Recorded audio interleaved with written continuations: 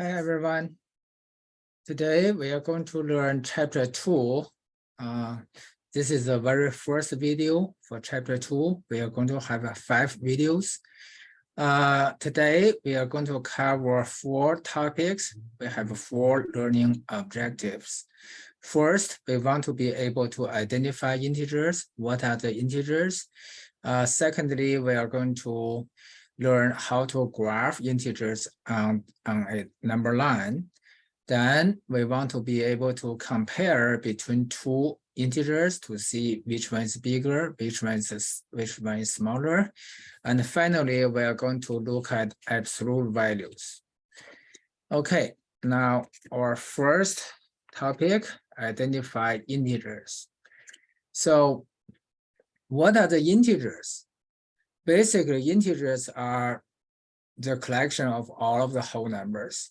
We have positive whole numbers, we have negative whole numbers, and we have 0. So together as a whole, we call them integers. Now let's look at a diagram below. So I have this diagram. Basically, this diagram gives us the relation among the 3 sides of numbers. So you can see the smallest side is called natural numbers. So basically, natural numbers goes from 1, 2, 3, and up to the infinity. So all of those positive whole numbers, we call them natural numbers. And then you notice that natural numbers, this set is included inside the whole number set. Only difference between the whole number set and the natural number set is this 0.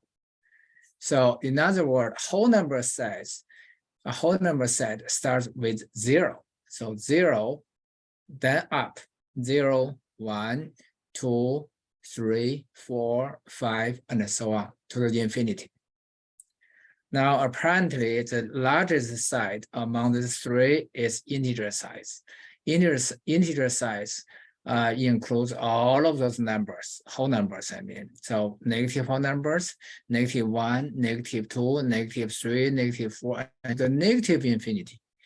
And if we go to the right direction, go to the right instead of go to the left, and we get those 0 and positive whole numbers. So this is a collection of all of the whole numbers. And this relation among the 3 sides. Now,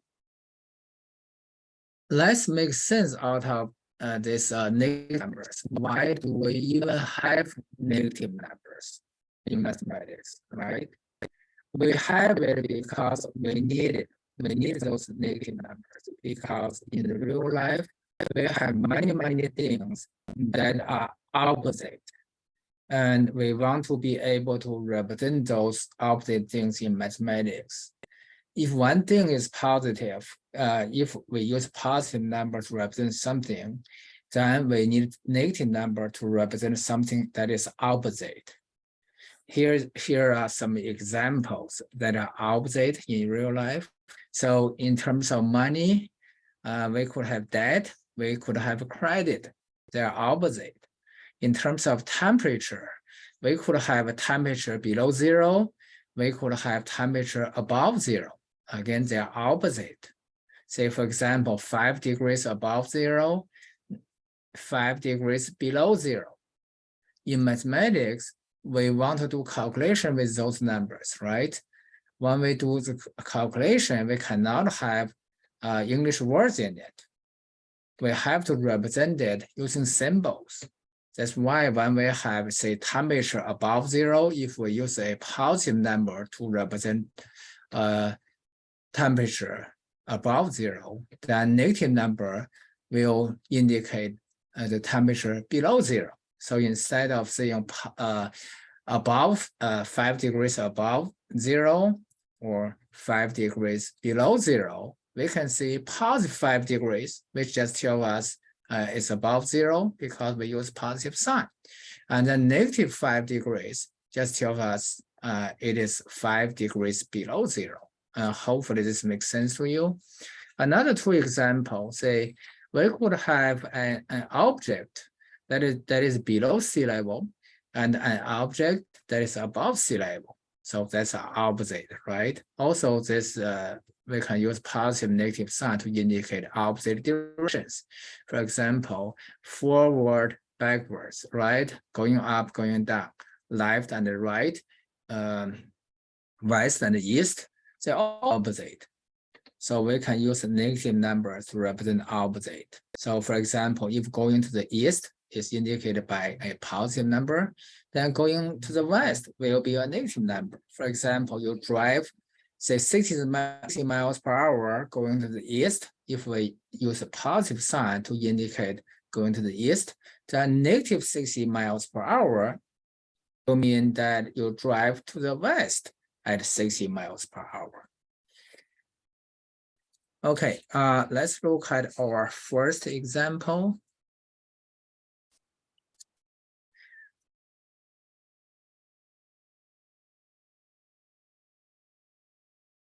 This is our first example.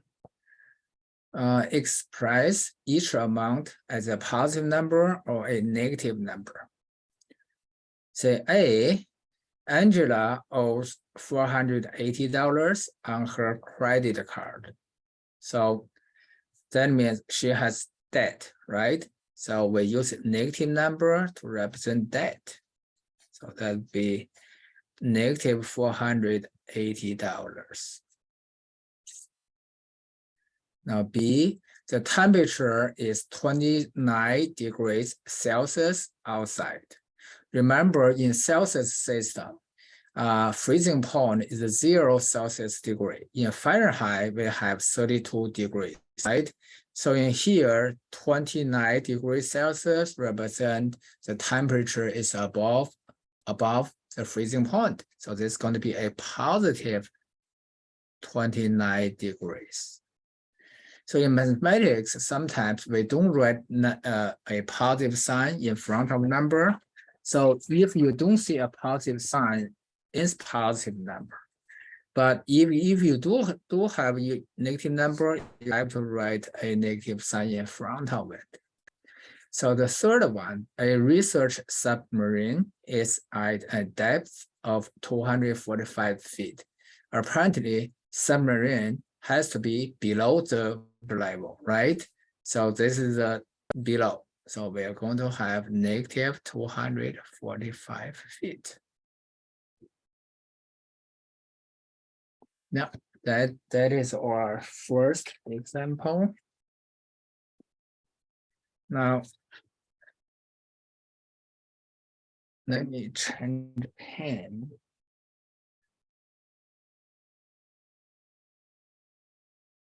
Now, our second topic is that we are going to use a number line to interpret the integers and also graph integers on the number line. So this is our second example. Graph -1 on the number line. So in the previous video, we learned how to graph a positive number on the number line, right? Now we have a new number line. It's both positive whole numbers and negative whole numbers on it. So you can see from left to the right, it's still increasing. This is how we label a number line. Now where's -1? Here's -1. So all we need is draw a dot to indicate the location of this number. So it's -1. And that's all we need to do. And you have your first exercise problem. And remember, in each video, in every video, whenever there are exercise problems, you can find answer to those problems in the comment area below the video. Okay, let's look at our next page. Now we want to be able to compare between two integers to see which one is bigger and which one is smaller. So first, we have -2 and 4. So which one is bigger, which one is smaller? Remember these two symbols. And the first one is called greater than.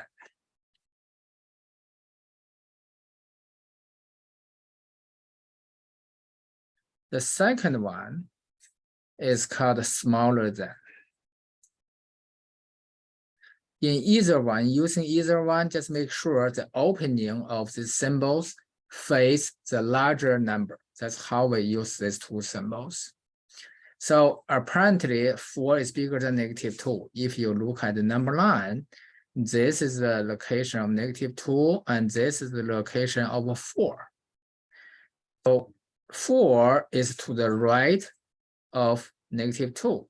We labeled a number line in such a way that the value of the numbers will go up from left to the right. So 4 is bigger than 2. 4 is bigger than 2. It is always true that a positive number is bigger than negative number. So how do we write it using this one of these two symbols? Since 4 is bigger, we make sure the opening is facing the bigger number. So that's how we write it. 4 is bigger than -2. So 4 is bigger than -2. Now the second question is compare between 0 and -6. So we have a new number line down here. So this is -6, this is 0. So apparently 0 is to the right of -6, so 0 is bigger. Actually, this makes sense. If we interpreted these two numbers in terms of money, one person has $0, the other person has $6 debt. So which one has more money, relatively speaking? Sure, the first person has more money. At least this person doesn't have debt, right? So that's why in terms of value, a 0 is always bigger than negative number. That's how we indicate it on the number line. And 0 to the right of -6. So 0 is bigger again. 0 is bigger than -6. -6. Now the third one. Now we want to compare between two negative numbers. Let me focus on the camera. Yeah. So we compare between -12 and -7. Now, if we want to use the number line, and the ultimate goal is that you're going to be able to compare any two numbers without number line, okay? So now we use a number line as a help, as a tool. So where is -7? Here's -7 and -12. Again, you can see -7 is to the right of -12. So -7 is bigger than -12. So since it's -12 is the first number, -7 is second number, and the -7 is bigger, the symbol has to face the bigger number. So we use this symbol. And we read it as -12 is smaller than -7. But how does this make sense actually?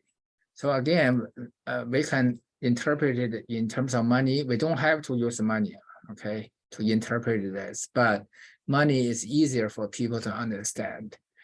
In terms of value, we now in terms of value and in terms of money, we use a negative number to represent debt, right? So this person has $12 debt, and the second person has $7 debt. So relatively speaking, who has more money? The second person has more money because this second person has less debt. Okay, here is a summarization when you compare two integers. It says any positive number is greater than any negative number. We already mentioned that, right? And zero is greater than any negative number. Again, 0 is to the right of any negative number. So 0 is bigger than any negative number. Has no money is better than having any debt, right? Now, here is your second set of exercise questions. Now, next topic is absolute value. First of all, definition. What is the absolute value? Basically, an absolute value of given number is the magnitude of that number. So official definition is the distance from 0 on the number line. We all know that distance cannot be negative, right? The magnitude itself cannot be negative. And that's why absolute value of any number cannot be negative. So now let's look at our first example under this topic. Find the absolute value of each number. We have 3. Let's do this one by one. So first, 5. What is the absolute value of 5? By the definition, it is the distance from that number to the 0. The 0 is here. Where is 5? Here is 5. So what's distance? 1, 2, 3, 4, 5. 5 units. So 5 units, we have 5 as absolute value of 5. Again, absolute value refers to the distance from that number to 0, or from 0 to that number, either way. Distance doesn't concern the direction, just how far apart. That's called distance. Now, second one, -6. Here is the location of -6. So how far apart from 0? 1, 2, 3, 4, 5, 6. So distance is 6 units. So the absolute value of -6 is 6. The last one, 0. What is distance from 0 to 0? Certainly, there's no distance. So distance is 0. So in general, you can see any number, positive number, negative number, 0, whose absolute value cannot be negative, either 0 or a positive number. Because again, absolute value means magnitude. Magnitude cannot be negative. But why do we have this concept of absolute value in mathematics? Because again, it is because of in real life. In real life, we have situations where we don't care about the directions because or whether they're opposite or not. We just care about the size, the magnitude. For example, if you have $5 and I have $5 debt, so one is positive 5, one is negative 5, but they are just $5.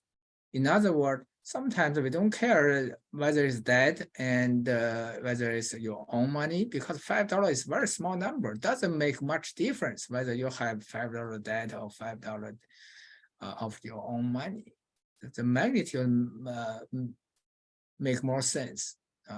In that scenario, we need absolute value. We just don't worry about the directions, just the size. Size make more sense.